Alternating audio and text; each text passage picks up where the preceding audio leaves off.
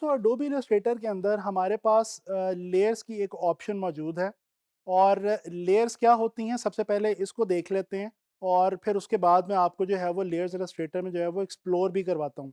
अच्छा, आम तौर पे मेरी एक पर्सनल ऑब्जर्वेशन है कि लोग सीखते हुए सॉफ्टवेयर को लेयर्स से बहुत ज़्यादा घबराते हैं, हालांकि इसकी बिल्कुल भी कोई ऐसी ज़रूरत नहीं है घबराने की। लेयर्स बहुत ही सिंपल सी चीज़ है। देखिए दोस्तों, लेयर्स का सिंपल कॉन्सेप्ट ये है कि ये बेसिकली, जिस तरह अब अगर मैं आपको एग्जांपल दूं कि ये एक लेयर है, मेरा एक हाथ है, ये इसके ऊपर एक और लेयर है और फिर ये एक और लेयर, और इस तरह सो एंड सो ये लेयर्स एक दूसरे के ऊपर चलती जाती हैं। जिस तरह से किसी भी बिल्डिंग की कई सारी मंजिलें होती हैं, तो वो बेसिकली उसकी लेयर्स जो है वो हम उसको कंसिडर कर सकते हैं। तो हम जब आर्ट वर्क क्रिएट करते हैं तो हम उसको लेयर वाइज भी रख सकते हैं और लेयर्स में भी उसको बना सकते हैं। अच्छा, इलस्ट्रेटर और फोटोशॉप में दोनों में लेयर्स मौजूद हैं, लेकिन मैं आपको थोड़ा सा डिफरेंस समझाता जाऊं। फोटोशॉप जो है, जो आगे चल के हम देखेंगे, लर्न करेंगे, वो उसके अंदर हम देखेंगे कि वहाँ पे लेयर्स को साथ साथ मैनेज करना और लेयर्स के अंदर काम करना, लेयर्स के थ्रू काम करना हमारे लिए लाजिम है, मैंडेटरी है। उसमें उसके बगैर हमारा गुजारा ही नहीं है, क्योंकि फोटोशॉप का जो वर्क फ्लो है वो बेसिकली बेस्ड ही लेयर्स के ऊपर है। लेकिन इलस्ट्रेटर के अंदर हमें ये सहूलत है कि ये यहाँ पे हम अगर लेयर्स खुद से ना बनाएं, ना मैनेज करें, तो भी हमारा काम जो है वो डिस्टर्ब नहीं होता।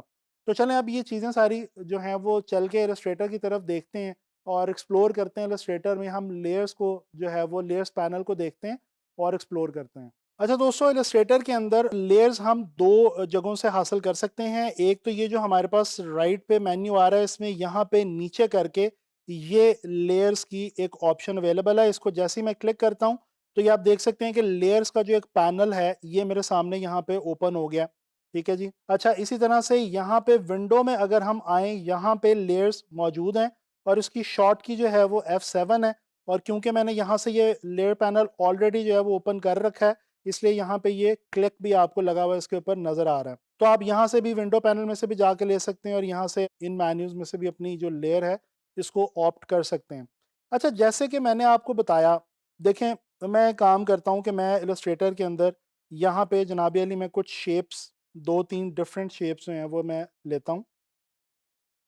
अच्छा, यहाँ पे आपने गौर करना है कि देखें, मैं नई लेयर कोई नहीं मैंने अभी तक ली।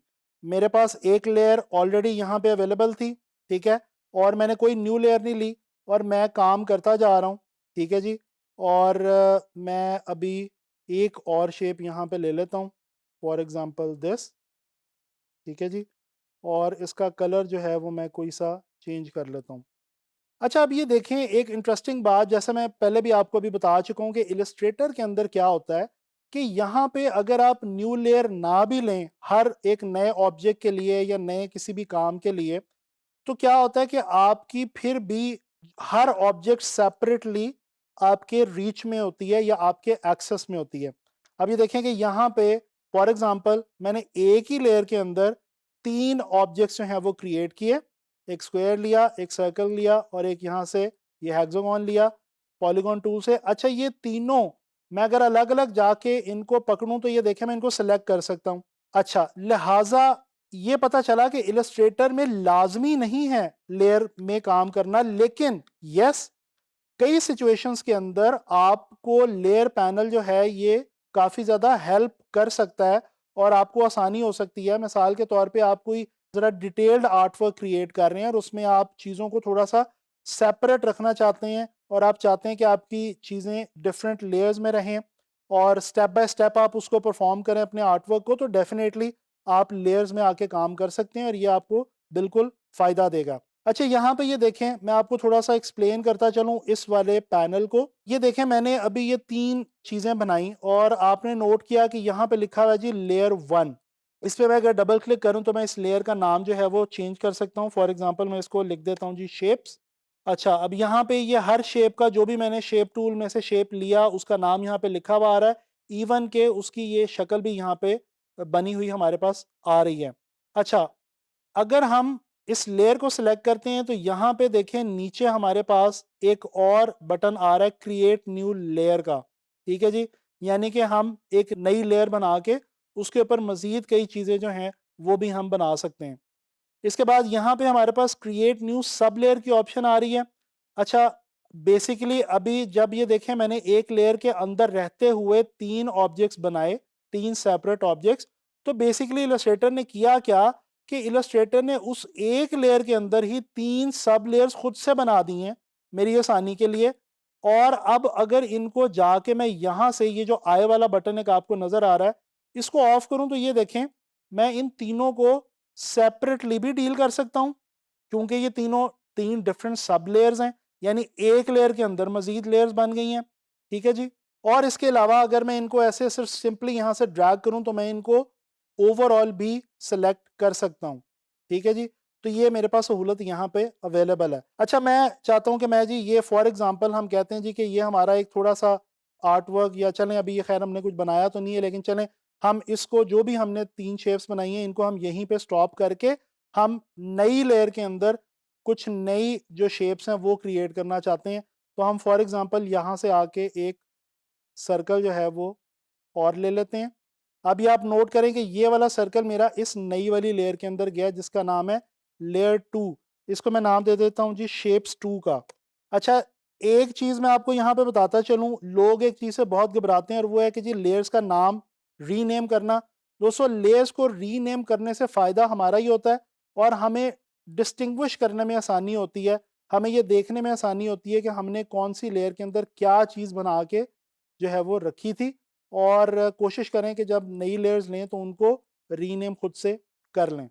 अब ये देखें जी, ये हमारे पास नई लेयर के अंदर ये अलग से हमारे पास ये ऑब्जेक्ट्स आ गए हैं और ये हमारे पास अलग से एक लेयर के अंदर आ गए हैं। तो हम बेसिकली इन सारे ऑब्जेक्ट्स को ऑन दी होल इकट्ठा भी डील कर सकते हैं इलस्ट्रेटर में, और हम अगर इनको 2 सेपरेट लेयर्स के तौर पे भी अगर डील करना चाहें, कोई भी अमल इनके साथ करना चाहें, तो वो हम अलग-अलग भी कर सकते हैं। ये अलग-अलग लेयर्स में हमारे पास यहाँ पे मौजूद हैं। ये आप देख सकते हैं कि ये यानी यहाँ से आके अगर मैं ऑफ करूँ तो ये देखें इस लेयर में जो मेरी 2 शेप्स हैं ये ऑफ हो गई हैं। इसी तरह से ये मैं आपको पहले ही करके दिखा चुका हूँ ऑफ। ठीक है जी। तो ये हमारे पास एक सहूलत यहाँ पे आ जाती है। अच्छा, फॉर एग्जांपल अगर मैं इस लेयर को डिलीट करना चाहूँ तो यहाँ पे ये मेरे पास डिलीट सिलेक्शन का बटन है। मैं इसको डिलीट करूँगा तो ये मेरे से पूछेगा कि do you want to delete this layer? Yes करूँगा तो ये देखें वो जो नई लेयर बनाई थी और उसके अंदर जो हमने ऑब्जेक्ट्स लिए थे वो डिलीट हो चुके हैं इस वक़्त। ठीक है जी। अच्छा, यहाँ पे देखते हैं कुछ और ऑप्शंस हमारे पास जो अवेलेबल हैं। ज़रा इस फ्लाई आउट बटन पे जाते हैं और इस पे क्लिक करते हैं। ये देखें एक तो न्यू लेयर की ऑप्शन आ रही है। इस वाली ऑप्शन में क्या है हमारे पास, इसको भी देख लेते हैं दोस्तों। यहाँ से एक तो वही हम रीनेम कर सकते हैं जो कि हमने यहाँ से भी कर लिया था। इसके अलावा हम यहाँ पे इसका कलर दे सकते हैं। ठीक है जी।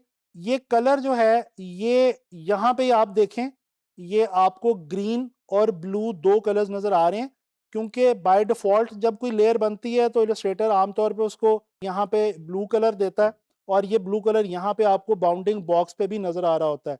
लेकिन अगर इस वाली जगह पे यहाँ पे अब अगर मैं ये देखें इस नई लेयर में जिसका कलर मैंने ग्रीन दिया था, इसको अगर मैं एक शेप इसके अंदर क्रिएट करके उसको पकड़ता हूँ, होल्ड करता हूँ, सेलेक्ट करता हूँ, तो ये देखें इसका जो बाउंडिंग बॉक्स है वो ब्लू नहीं आ रहा, वो ग्रीन आ रहा है।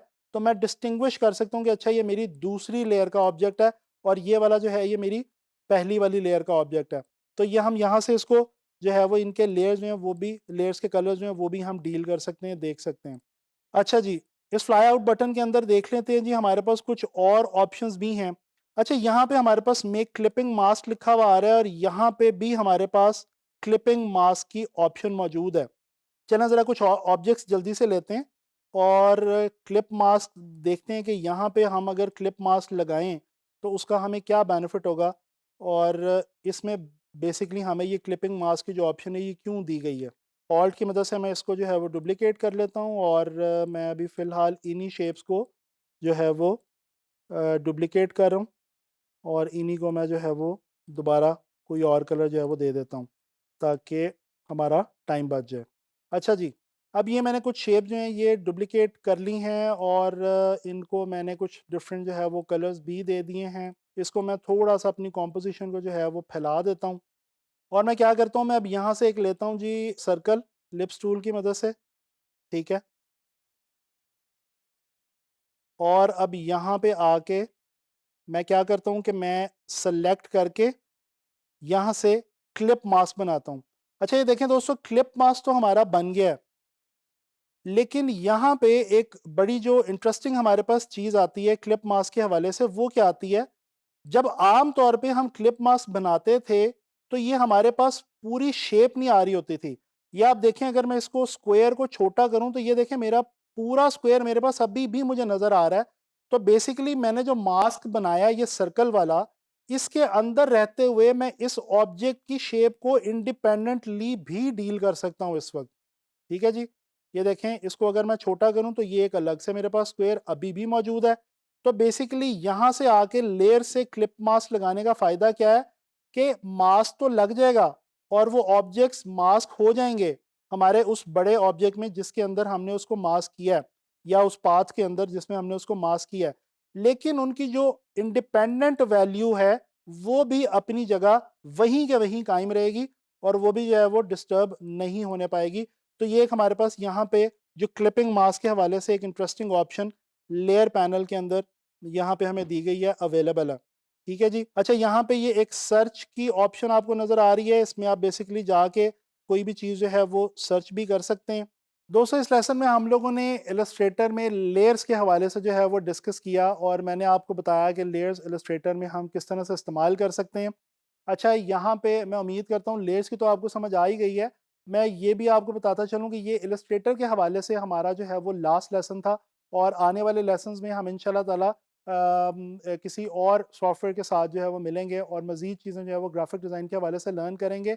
मैं उम्मीद करता हूँ कि इलस्ट्रेटर के हवाले से हमने जितने भी टूल्स लर्न किए हैं इस कोर्स में, या जो भी हमने चीज़ें सीखी हैं, जितने भी फीचर्स हमने इलस्ट्रेटर के देखे हैं, अब आप लोगों का काम ये है कि आपने उनको प्रैक्टिस करना है। दोस्तों याद रखें, प्रैक्टिस बहुत ज़रूरी है। अगर आप प्रैक्टिस नहीं करेंगे तो अभी आपको समझ तो आ गई है, लेकिन वो चीज़ आपके साथ आगे कैरी ऑन नहीं होगी और आप उसके थ्रू मज़ीद इंटरेस्टिंग आर्ट वर्क्स नहीं बना पाएँगे। तो मेरी आप लोगों से ये रिक्वेस्ट है कि इन तमाम चीज़ों को जो हमने इलस्ट्रेटर में लर्न की हैं, आप लोगों ने प्रैक्टिस करना है और ज़्यादा से ज़्यादा इलस्ट्रेटर के हवाले से आपने चीज़ें जो है वो सीखनी है। मैं उम्मीद करता हूँ कि इन लेसन्स का आपको फ़ायदा होगा और आने वाले लेसन्स में भी इंशाल्लाह ताला हम इसी तरह की बहुत इंटरेस्टिंग चीज़ें ग्राफिक डिज़ाइन के हवाले से सीखते रहेंगे। तो इंशाल्लाह ताला मुलाकात होती है नेक्स्ट लेसन में।